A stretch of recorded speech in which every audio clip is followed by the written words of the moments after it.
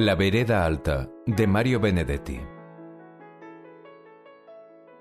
Si yo hubiera tenido padre y madre, todo habría sido diferente.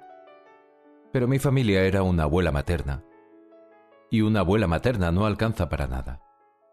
Además, a esta le faltaban casi todos los dientes y siempre, cuando hablaba, uno creía que iba a escupir el último.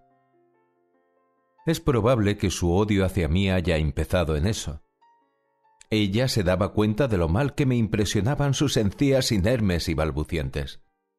Pero yo no podía evitarlo, así como ella no evitaba el odio.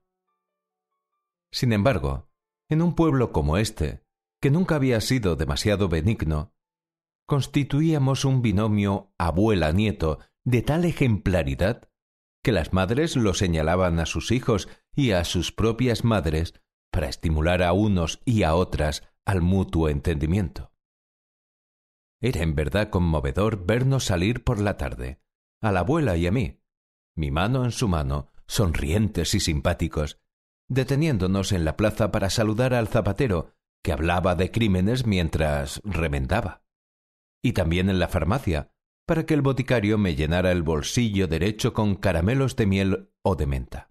Era conmovedor escuchar a la abuela preguntándome si quería dar una vuelta en el único autobús de la localidad, para brindarme así el placer de contemplar la chiva que estaba siempre aburrida y soñolienta un poco antes de la última curva. Y era conmovedor escucharme decir que no, que hoy no tenía ganas, cuando en realidad todos sabían que yo me sacrificaba para que ella economizara 10 centésimos. Entonces la abuela sonreía comprensiva y sin dentadura, y me invitaba a ir hasta la vereda alta. A esto ya no me negaba, porque no costaba dinero y el sacrificio hubiera sido ridículo, y además porque la vereda alta era mi mejor experiencia de ese entonces. La vereda alta estaba cerca del molino. Sé que tenía un borde de ladrillos muy rojos y que estaba como 2 metros por encima de la calle de barro. Cuando los días en lluvia se prolongaban demasiado, la calle de barro era entonces de polvo y mi abuela no me quería llevar porque el polvo se le metía en las orejas. A mí se me metía en las narices, pero eso lo arreglaba yo con un par de estornudas. Todavía hoy no comprendo bien el atractivo sin muchas razones que esa vereda tenía para mí. Recuerdo que allá abajo, en el barro, 4 o 5 muchachos aprendían a no tenerse piedad y se tiraban con lo que encontraban más a mano, ya fuera un cascote o un aro de barrica. Cierta vez, uno de estos suspendió su vuelo en el moño de mi abuela y luego de vacilar un poco, se decidió a caer sobre ella, quedando humildemente a sus pies luego de brindarle una serie de abrazos rápidos y estertorosos. Yo reí en cuanto me dejó libre la sorpresa y los muchachos de abajo también rieron y por un rato no se pelearon más. Cuando pasaba una cosa así, mi abuela castigaba en mí la travesura ajena y yo me quedaba sin vereda por un par de días. Esa vez sucedió lo mismo. Fue entonces cuando inauguré oficialmente mis meditaciones. Ya antes de eso las había tenido, pero simplemente como aficionado.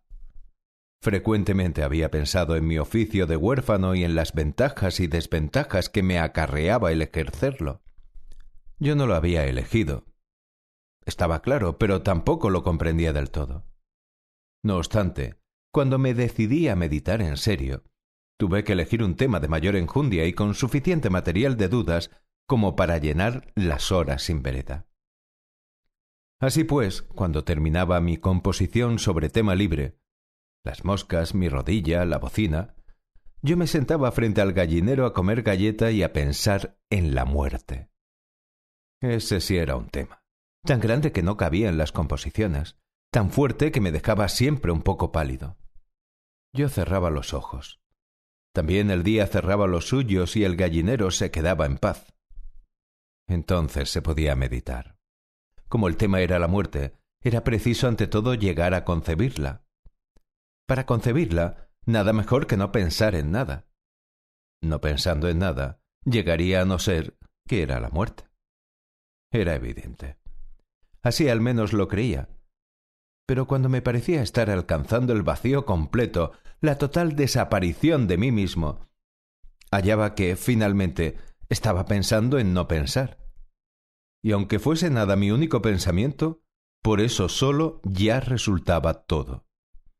Claro que esto es únicamente la traducción aproximada de aquella suerte de dialecto infantil en que entonces me llegaban las sensaciones.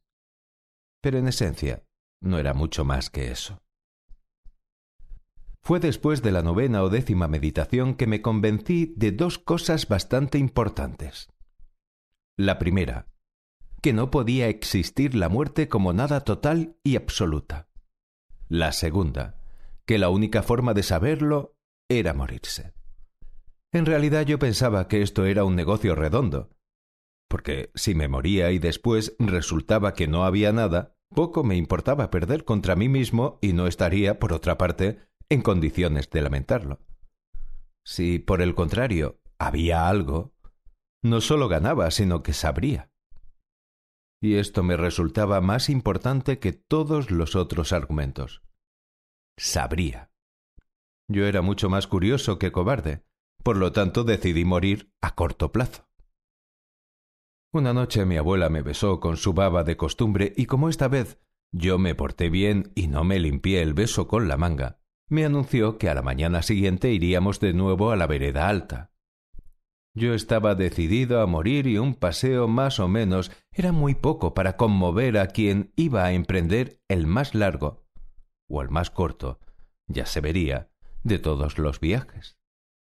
Sin embargo, en ese momento se me ocurrió que no estaría mal aprovechar la vereda.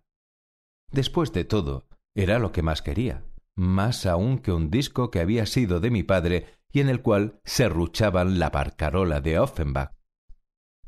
Más aún que una caja de soldados de plomo sin pintar, a quienes hacía desfilar en la cocina y cuya monotonía me volvió finalmente antimilitarista.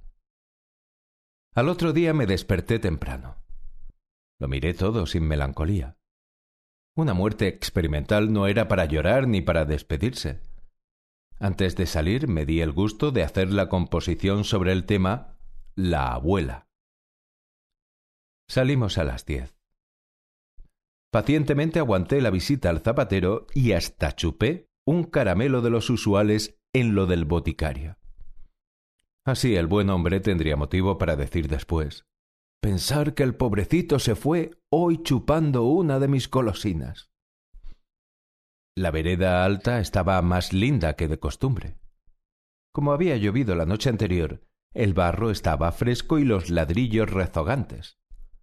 Los muchachos de siempre jugaban abajo a la guerra de siempre.